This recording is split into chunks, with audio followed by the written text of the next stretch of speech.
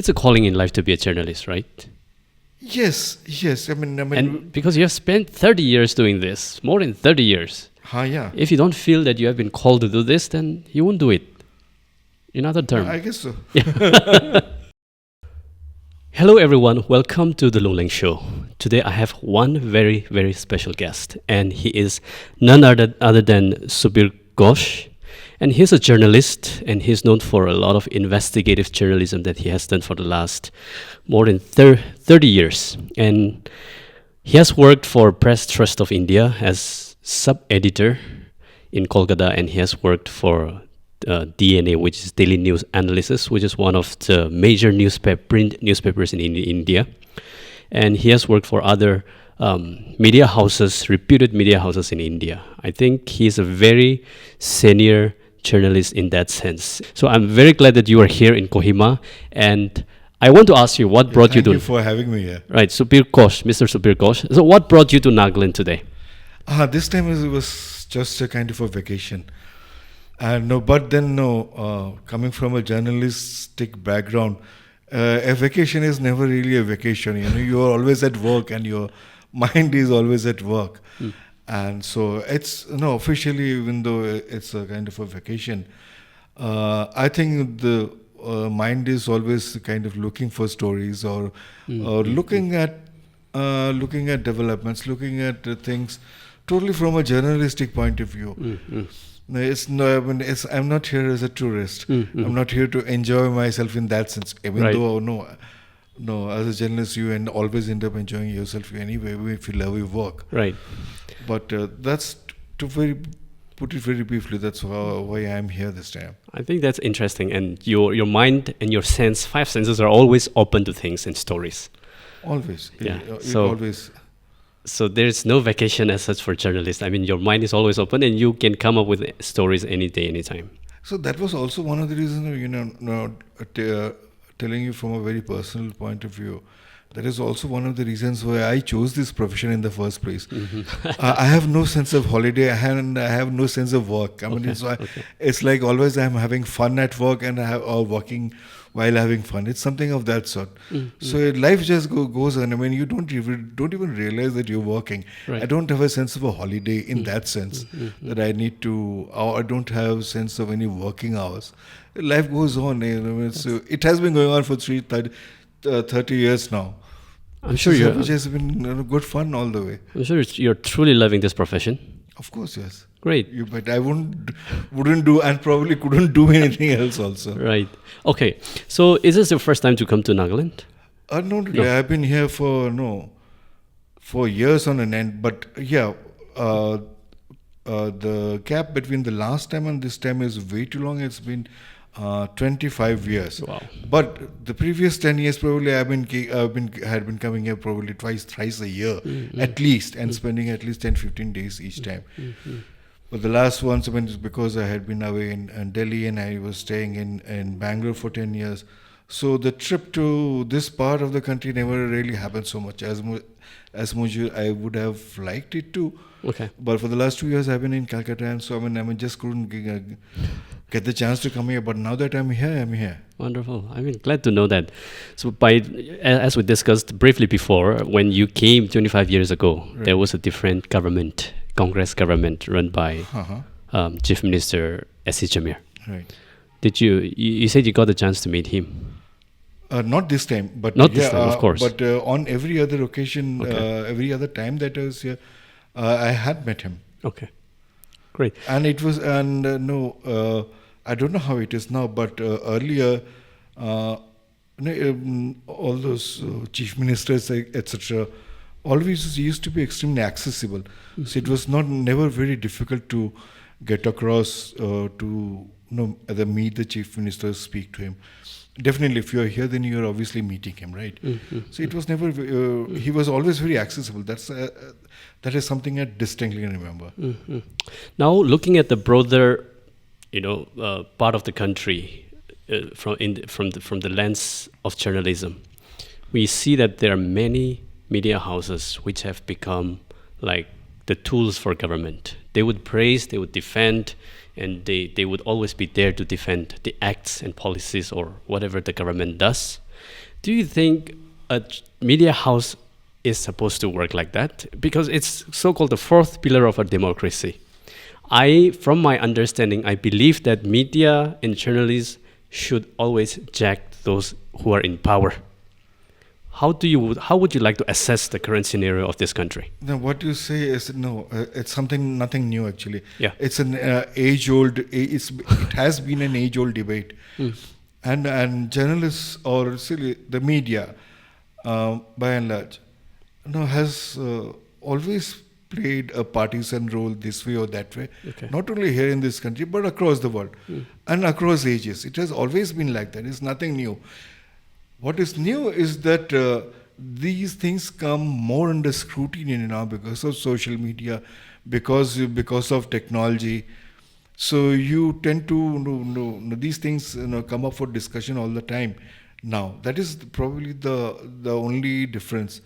And media also, don't forget, the media is actually not the fourth estate of democracy, it's the fourth estate of the establishment. It's part of the establishment. Okay. So, depends what time it is, what era it is, what geography it is, what political dispensation it is. No, the media as a whole kind of behaves in a particular way. And that is what we see now. What you mentioned about is extremely pertinent. You know how the majority of the Indian media particularly has been behaving in the last 10 years or so under this particular ruling dispensation. And you also have a term to describe them, which is the Godi media. I don't like the term. It's extremely... It's not because it's pejorative or anything, but the thing is that if you yourself are a journalist and you describe other journalists in a very pejorative way, to me it's not done. I know what they are doing is not the right thing to do. But I think those who are probably on the other side of the fence should avoid using that. Leave those usage of pejorative terms to activists or politicians or everyone else. Okay. You need not do it yourself. I think then it becomes a question of not taking not only a moral stand but a moral high stand. That I personally am not comfortable with. Other people can do it. It's their choice really. So, of course, derogatory terms should not be used, as a professionals in the sector. However, what would be the best way to call them out when they are not doing Just call them the establishment. That is what they are. Establishment. They're just the mouthpiece of the establishment, aren't they? Okay. Apart from that, they do a lot of drama, especially on TV. It's probably the drama establishment it's the drama wing of the establishment. That is what they are. Talking primarily of the television media, probably. That is what they are. Where's the... you can't even call them journalists. Do they do any kind of journalism? Right, of course. I don't think so. That's the point. So, the drama wing of the establishment, that seems too soft for them to get hurt and annoyed. I think it feels like people start using the term Godi media to hit them hard, to make them realize what they're doing. But they're thick-skinned, aren't they? This term has been around for 10 years almost now. And it makes no difference to them. It does make no difference. They don't seem to have an iota of shame. They don't seem to have an iota of self-respect. These abuses, let's call them abuses, these have been heaped and hurled at them for the last 10 years. It hasn't been making a penny worth of difference to them how they work. They don't work. They don't do any kind of journalism as far as I am concerned. Now, that's very interesting. Now, I respect that very opinion. To really be a professional. We should respect whoever it is. At least not using such a derogatory term for anyone. Avoid it as much as possible. Not that we can avoid it. We are human beings after all. Okay.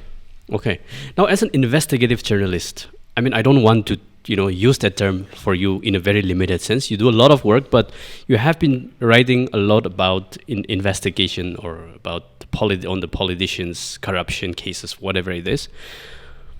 How difficult it is to become or to do the work of investigation as a journalist? You told me that by journalist, as a journalist, the job is investigation. That's it.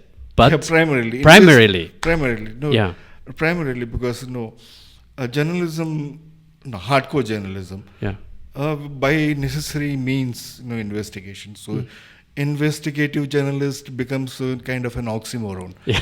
No, but let's not quibble with words. But I definitely get the sentiments. But it's very difficult to do investigations in investigative journalism where you go against the ruling establishment. Yes. And that's because it has been very obvious that this ruling dispensation in Delhi is extremely vindictive. It's extremely vindictive, and they go after you all guns blazing, and nobody wants to take them on. I mean, it's not that people are not taking them on. Yeah, The thing is that you have to do it very carefully. You have to do it in a very measured way, and you probably can't push the frontier so much as you would like to. That's one thing. Second thing is, it's not just about reporting about something that is there in the public domain. If something is there already in the public domain and you're putting pieces together, that's one thing. The other thing about investigative journalism also necessarily means that you ferret out information, right? And that has become extremely difficult because, from whatever I know myself, whatever I have heard from other colleagues and all, there are people who are say in the government, in the bureaucracy, or those who are related to the government in some way or the other. Nobody wants to talk anymore. Nobody wants to talk anymore. Nobody wants to be the whistleblower. Without a whistleblower, Yeah. and you can't really do far too many stories, can you? You can't do that. True. So that is probably one of the reasons why you don't have so many stories as can possibly be there. You probably have, supposing there are 500 good stories to be done today, you probably get to read about or know about probably 10, 15, 20, not more than that. I mean, I think if and when this government goes, you will have a can of worms open. Yeah, I have that's no for doubt sure. about it. And Same probably here. a lot of people are not going to like that, Same here. but I'm pretty sure about it. So you said nobody wants to be a whistleblower nowadays. Is there a fear, psychosis, or fear atmosphere? Of course there is. Of course there is. So that comes from the ruling government. That Definitely- fear definitely. environment is. Yes, definitely. Yes. And a lot of things are there. First of all, some people might not do because nobody wants to ruffle someone's feathers. True. You don't know what kind of backlash will be there against you. Because supposing there is a whistleblower, somebody wants to expose something. That person will think 5 times today. True. Early 10 years back, they would have probably thought of it twice. Yeah, You always, that is why you have the so-called second thought. True. Today, there's no second thought. You keep on thinking about it and decide against it probably. And by the time you reach your 5 times thought, you feel like giving up and you give up. Yeah, you don't want to take the risk. But also never forget that there's also a question of biding one's time. The clever people will always bide one's time. Okay, I can't probably I can't do it tomorrow. Maybe I can do it after 10 years. Doesn't matter. Okay, now it needs a lot of resilience. Absolutely. It needs a lot of discipline. It needs a lot of courage also. And it needs a lot of support, right, from the like-minded people. You bet. Of course, yes. Imagine you're writing one investigative stories of a very influential, powerful person. And if there is no support from the media fraternity for you, then you have lesser chance of writing that story. When you are being backed by those people, you'll have more courage. Of course, yes. Yeah. And not only that, leave aside the fraternity. It starts within the organization itself. Okay. So all these smaller organizations and all these are all close, well-knit in that sense. If you as a reporter are doing a good story, it's very likely that the editor will definitely stand by you. It is very likely that the owner of that establishment will stand by you. Wow. It's not true of any big newspaper houses. Mm-hmm. In the first place, probably you wouldn't get to probably report that piece. If at all you write about it, it's probably tempered down by the time it makes it to print. And if at all, if it happens, when something happens, if there is a reaction from a political party or a political regime or whatever, it's very unlikely that the owner of the establishment is going to stand by you. So you'll probably get thrown out. You'll probably get sidelined. You'll probably get silenced. Definitely, yes. So that's what makes it extremely difficult to work within the mainstream media. So whatever good stories, you don't have far too many good stories today anyway. But whatever little you get to read or see, you find it in the so-called alternative media, the smaller websites like say Scroll, Wire. Even though personally I think that they are far too much into opinion than into reportage, but probably that's because they don't have a choice, because you can't push the frontier, like I said, beyond a point today. Now, the environment, the atmosphere that we have in India when it comes to the freedom of the press, it makes sense when we look at the 2024 Freedom of the Press Index. India stands at 159.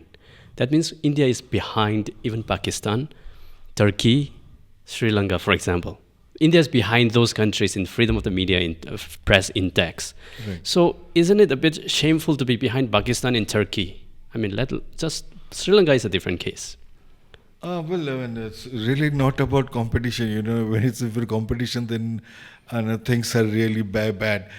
Things are really bad, definitely. When you put, if you go through such comparative metrics and all that. Definitely. I mean, I don't care whether I don't feel ashamed, or I don't feel proud also. Yeah, I know. But either way. I mean, personally, I don't care, but because you still can exercise your freedom. You're not being restricted. Not How so do much. you feel? But the thing is that see here, the government is not gunning after you in the sense of what happens, say, in China, or for what happens in many other countries where you are gunned down or something, or where you are arrested immediately. But the thing is that you don't need to do either. That is what you mentioned. That is about the fear psychosis. That I don't want to get into trouble. Right. So nobody wants to get into trouble. True. If at all you want to take on trouble, then you need to have all those backing. You need to have a legal backup. I mean, True. Fighting a case is not easy, right? True. You need, and how many lawyers are lots of lawyers who come to the aid of journalists pro bono. Yeah. And the thing is that how many lawyers can do that all the time, and how many stories can you keep doing so that you have so many lawyers backing you up all the time? It's not a practical thing, right? It's not a practical thing. Now, I want to hear your opinion on few incidents, like Gauri Lankeshkar was gunned down in Bangalore, where you worked, and people like Muhammad Zubair was put behind bars for a few months, and now Arundhati Roy, right? She's going to be prosecuted for what she said. That's just for mere sentences of words that she spoke 14 years ago. What is your comment? The first two, I wouldn't like to comment for various reasons. Yeah. But the third one, I mean, it's not only outrageous, it's preposterous that you speak something about it and you are made to pay a price for it 20 years later. And it's the height of absurdity, isn't it? It is. And I mean, it's not a question of whether you agree with Arundhati Roy or whether you disagree with her. Exactly. All those things have their merits and demerits, right? But the very fact itself that somebody is going after her, which is, in my way, a very foolish thing to do. You don't go after somebody of her stature. Right, and I mean, it's not that she has that stature now. She has had that stature for at least 10, 15 years, maybe more. And I don't know whosoever had this very bright idea of going after us, after her has done a big mistake. Because if you now, I don't know what is the legal status of all this, but if at all she is prosecuted rather, then it's going to backfire badly on the Indian ruling dispensation in a very bad way at the international level. It's a very stupid thing to do. Okay, you want to gun for someone, if you want to do some witch hunting, at least you should be using some brains. And this is an absolute brainless exercise as far as I am concerned. Not that I agree with whatever she said, but right, she sure. has the right to Of course she does. speak Of her course. mind. That's the whole point. Right. I would like to hear your opinion on this when it comes to international domain. We have seen just the release of Julian Assange. Oh yes. After he published, Right. thousands of secret documents from, which were being maintained by U.S. government. Do you think he did a good journalistic work, or he crossed the line? No, absolutely. Nobody was harmed because of that. The harm was done earlier. Don't forget that. Right. There's the killing of people, and the world came to know. But the world needed to know. It was shocking when it first came out. Right. And I really don't think the U.S. Establishment could digest that at all. No. U.S. has always had this. They always take that moral high ground about everything, about democracy, about freedom and all that. And you saw all those images, people being gunned down. People being gunned down. Nobody likes those things. Nobody likes those things. Those images, and these were these were moving images, don't forget. You had those photographs from the Vietnam War. Those were still images. If you remember that there were lots of photographs, especially the one of that kid running towards the camera. You don't forget about those images even now till this day, and those were still images. And here you had moving images. Those were and those definitely have a different kind of an impact both ways. It has an impact on those who see, like us, and also has a different impact on the establishment. Then you can't run away from it anymore. True. So that is what got the government's goat there, and which is one of the reasons they had to go after Assange, and they went after him and destroyed his life. He was in his early 40s at that time. He's in his mid 50s now. True. Mid-50s now. You see, if you have seen these images, that man is like, I am sure he still has a lot of courage. I have no doubt about it. But the thing is that you've destroyed a man's life. He was at the prime of his life. Exactly, prime of his lifetime. Yeah, I think it's all about people who are in power, who manipulate and who abuse that power. This is right? a 6,000-year-old story of human civilization. That it's always the question of people who abuse power. Exactly. And people who either question that abuse, or people who expose that abuse, which is supposed to be our job. True. That's exactly what I've been thinking about. That's where journalism, that's where media comes in. Regardless of whatever society, government we have, either democratic government, whatever it is, people are going to abuse power.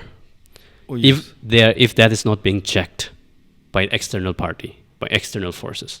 So I think we have touched a lot of points on this, and now we will come back to the Nagaland situation. Nagaland. So I would like to hear more of your opinion on that. As you know, Nagaland is a very closely needed society. So when it comes to speaking out or calling out a corrupt activity, when you do that, either you hurt your friend's friend or your relative, you end up hurting people who are close to you indirectly. So I don't see much of an investigative stories here in the state. The investigative stories are either done by the national media, powerful media houses, or external media houses, which are not in Nagaland, or by the CPI themselves. That's what happens.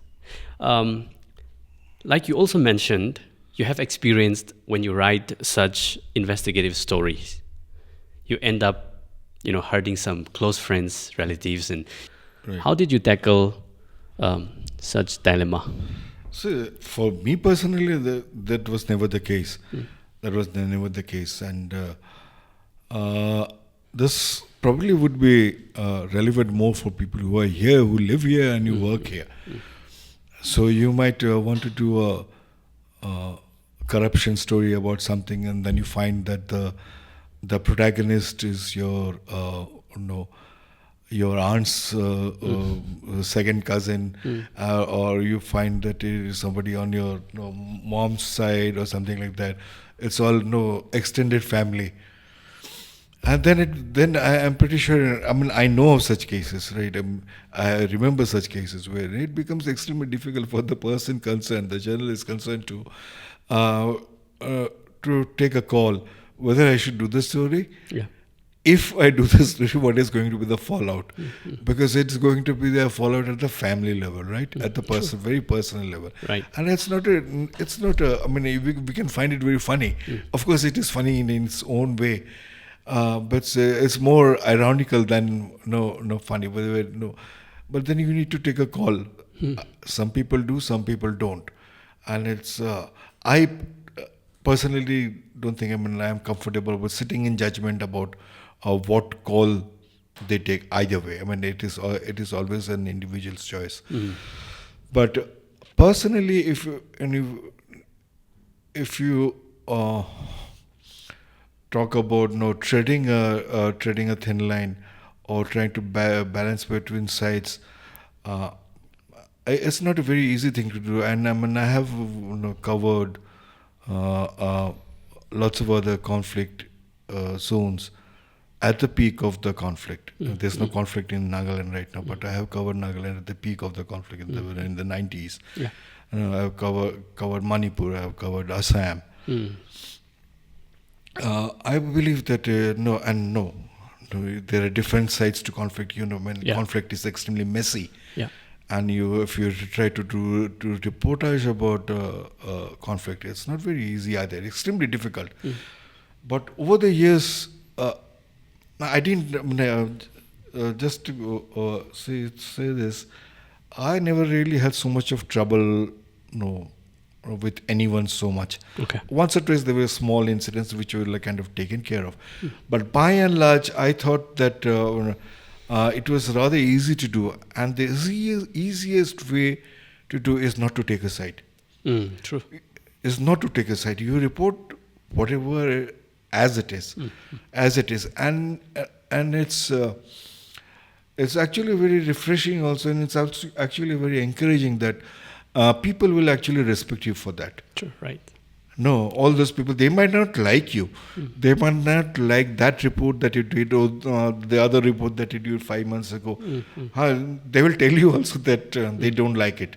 But the thing is that they will always respect you for it. Exactly. And they will not go running after you because they know they know that you have a backbone or something, or maybe you stand by something.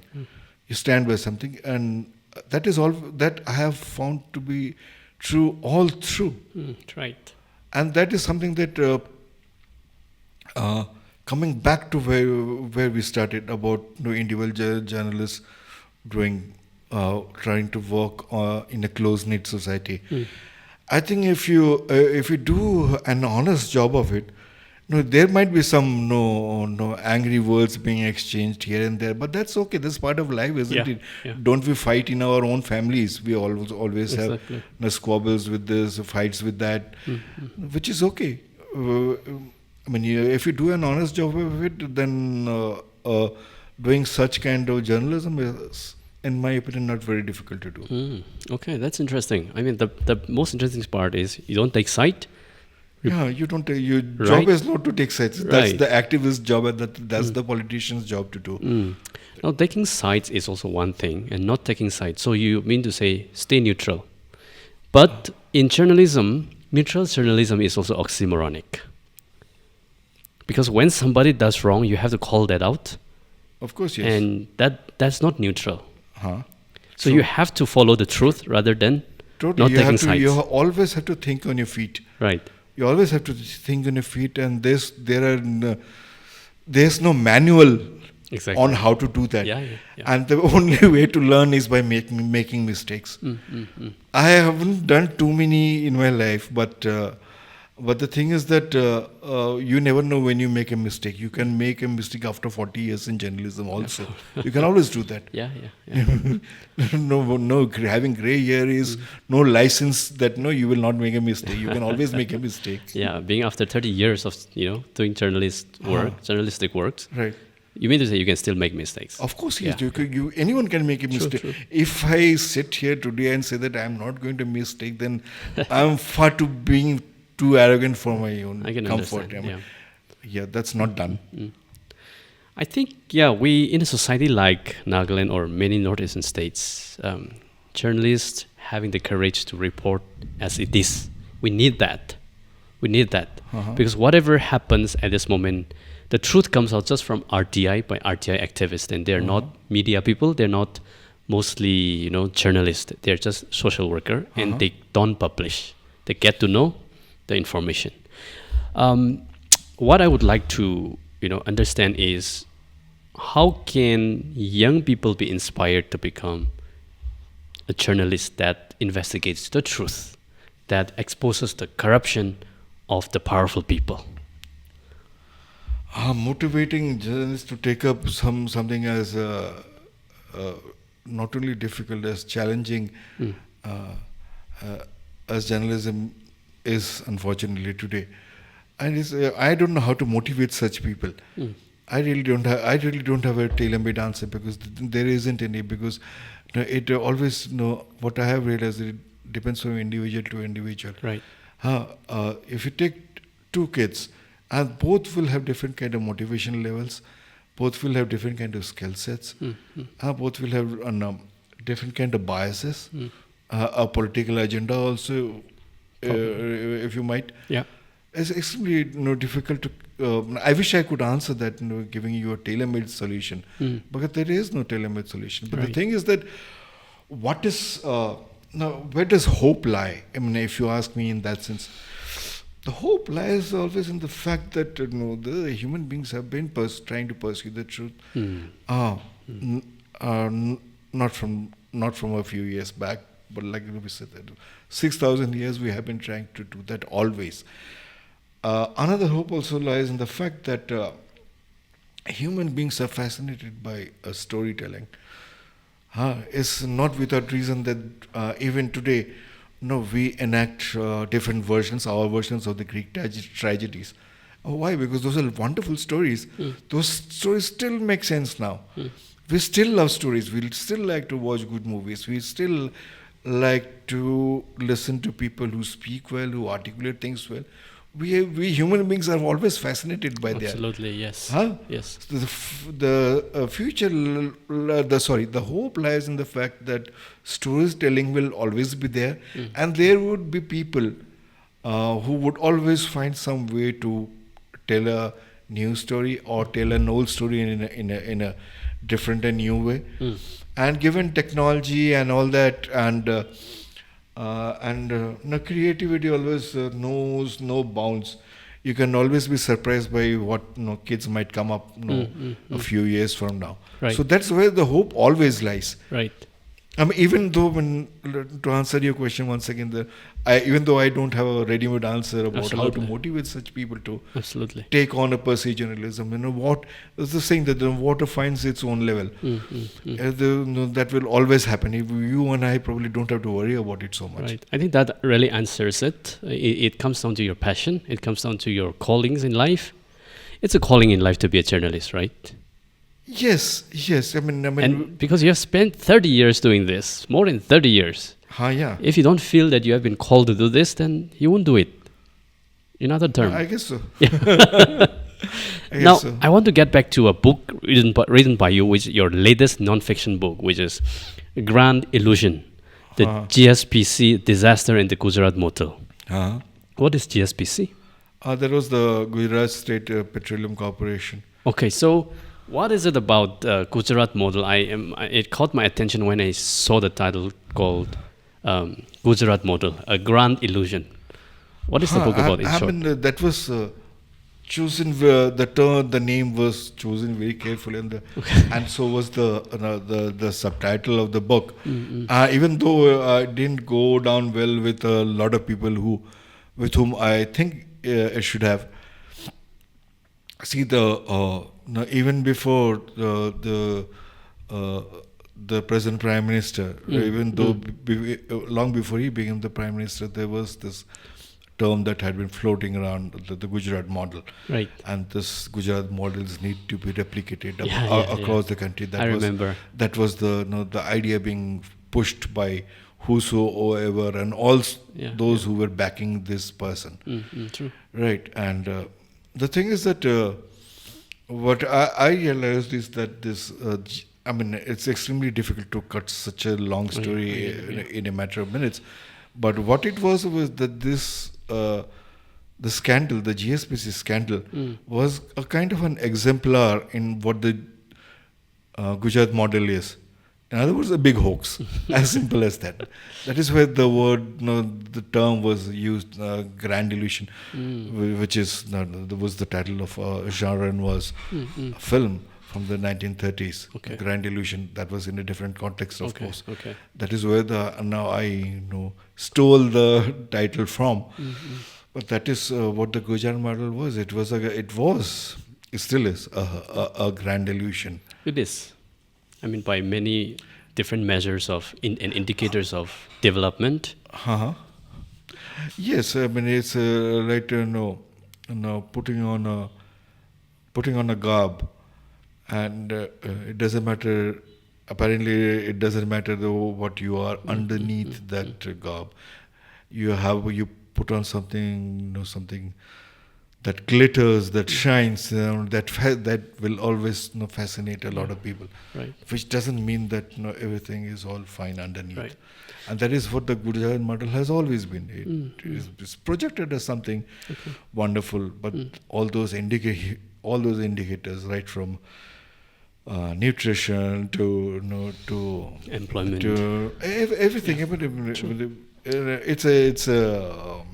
It's a scam in itself. Yeah, that's true. It's a scam in itself, though those people will not like the fact that I say it.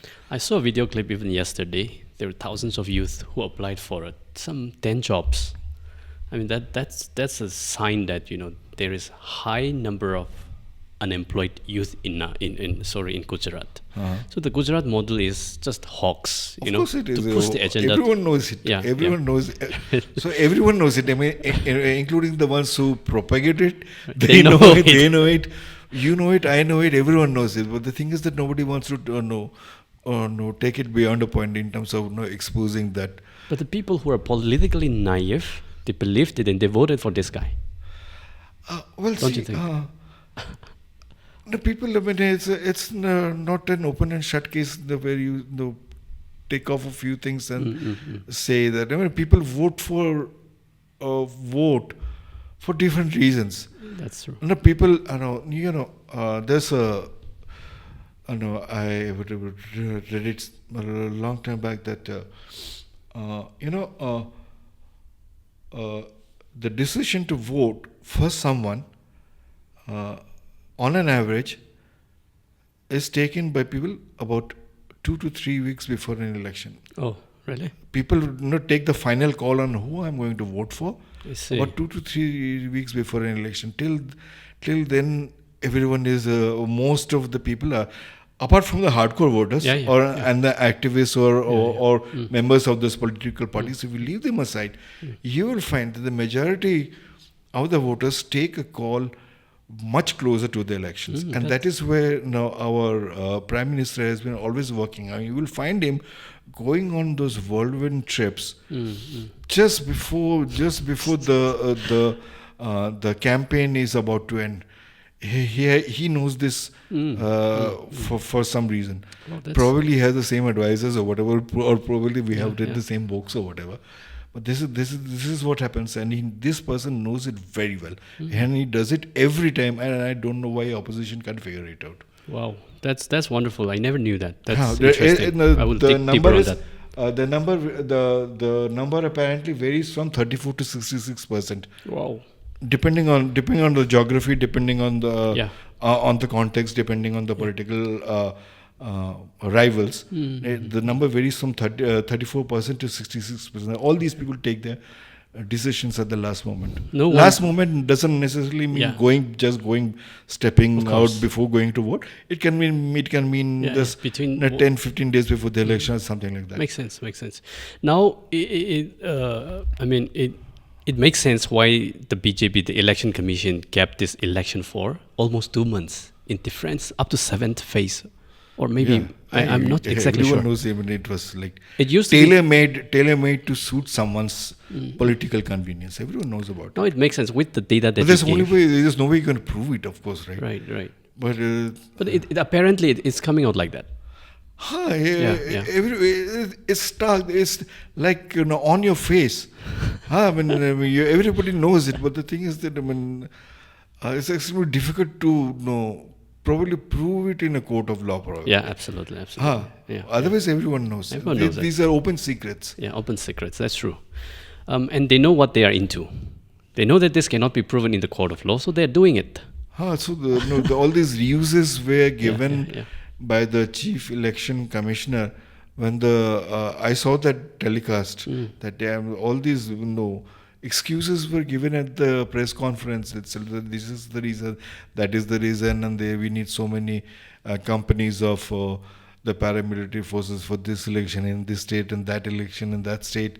But it was never like that in the past. It was just a matter of a week or two. It was. It is always manageable, and there have been lots of articles. Lots of articles, not baseless articles, right? I mean, people who have been writing with some logic, with some coming to the table with certain arguments, in your kitty, and presenting those arguments that whatever the election commission has done or has been doing, doesn't really hold water. Makes sense. So, we have touched a lot of areas, and of course we have. Yeah, it's quite insightful. Right. And I think if we can really go ahead, if time permits, but still we have, talked for quite a long time. So, is there anything that you would like, let's say, the media fraternity or the press society in a state like Nagaland? Anything that you want to address? In what sense? People who want to take up the job of a media, a journalist, at the same time, people who are into journalism at this moment. I would definitely like to see good stories in the I don't like local media. Let's call it the Nagaland media. I would definitely like to see good stories. I don't know whether if you're aware of it or not. No, till I think the mid-90s, or even slightly before that, I think. Do you know what the newspapers used to look like here? Except for the big ones, always were there in Imphal. So these used to be just one-sheeters. Of the tabloid size. So you have a front side and you have a back side. There were scores of newspapers at that time. Scores of newspapers, and they used to be those letterpress ones, right? You either bring out copies from such a press, or maybe sometimes there used to be lots of cyclo-styled handouts, kinds of things. Those used to serve the purpose of newspapers at that time. Now, those used to be kind of catalogs of news at that time. But quite often, once in a while, you would always find something very interesting, something extremely very thought-provoking, which to me, even though probably not written in a very good way, but journalistically, I thought those used to be very, very good stories. And so whenever I would come, I would always take back home a carton of all this, full of these one-sheet newspapers and all that. There used to be always good stuff that was done. Not so much as you would like to, but there used to be a lot of good stuff. And given that backdrop, I think I would really love to see much more government shaking stories Yeah. now from today's journalists.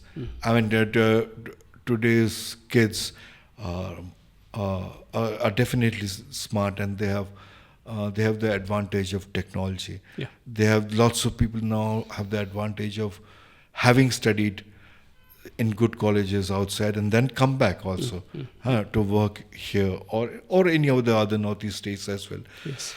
So my thing would be that use your knowledge, I mean use your skill sets and use technology to advantage really. I mean, don't forget that these guys that I'm talking about used to write stories by hand on paper, go to a typesetter, fill up all those blogs, then bring it out early in the morning, the next day. Many of these, of course, would not be dailies, they would be weekly newspapers. But they had put in a lot of work. I mean, you should also probably put in a lot of work because you have a lot of things already going for you. It used to be very hard doing a story earlier. You didn't have phones, you didn't have mobiles, you didn't have internet, you didn't have computers, anything. But people used to do that. So you don't have any excuse now.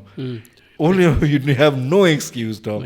You have everything go ahead for you. So please go ahead and do good stories. Wonderful. Why not push the frontier? Just see what happens. Wonderful. The catchphrase here is write some government shaking stories. I would really love to see that. Of course, I mean, your job as a even though you are part of the establishment, like you're the fourth pillar of the establishment, your job is to shake the establishment. And there was this journalist, Robert Fisk, who would always say that your job as a journalist is to monitor the centers of power. Exactly. That's everything. I mean, that's a very broad way of speaking, but then it boils down to how. How do you monitor the centers of power? What are the centers of power? Why are they powerful? Exactly. Why are they powerful? And why they are powerful for 25 years? Exactly. So, everyone, we would conclude our conversation with this. But if you want to read his books, a book which is the latest non-fiction book, which is Grand Illusion, the GSPC, Gujarat State Petroleum Corporation. Right. Disaster and the Gujarat Model. I think it would be very nice from his experience and from his investigative journalistic experience. It would be great. So if you are interested in reading his book, you can order from Amazon. Right? It's available on Amazon. Yeah, I should think so. Yeah. So, and it's very cheap. I think on so. Amazon That is right a now. price or offer price or something like that, probably. I think it's. Wait, anyway, check it out on Amazon, and you can go through this. It will give you a lot of insights about, the hand behind, the invisible hand behind the screen that always plays the manipulative politics. So thank you so much, and I appreciate that you came to our show and thank you once again for having me here. It's been wonderful talking to you. Wonderful talking to you too. I think we'll keep talking as the time comes in future as well. Yeah. Of course we will. And enjoy your stay in Nagaland. Thank you very much. Thank you.